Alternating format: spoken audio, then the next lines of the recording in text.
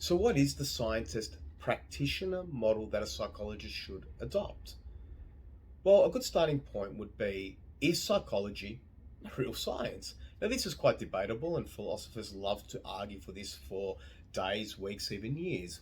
And one way to look at this is that psychology is not a deductive science, meaning we don't follow laws that we know to be true, like gravity. Instead, we have what we call hypotheses formed over numerous observations that things should probabilistically occur if X, Y, and Z occur. So, for psychologists, we form or base a lot of our therapy on what we call evidence based treatment. Now, to do that, that means we need to be always well read. We need to be reading the most current forms of literature on how to deal with different types of disorders in the community. This makes us more competent.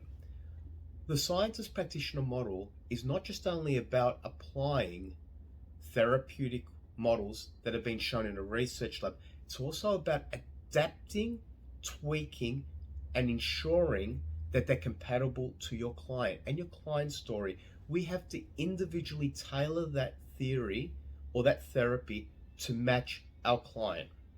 That is very hard to do in some instances, but that is what we will need to do to try and get the best results for our client. Then we need to say, what collaboratively, what are your goals?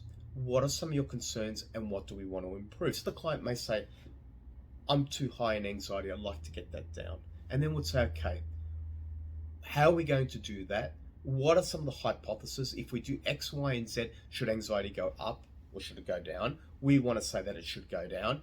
And then we measure it over time. And the reason why we measure it is we want to be making sure that we not only hypothesize correctly, but if it doesn't go down or not at the rate we expect it to, we can go back to our therapy plan and make adjustments and manage for it.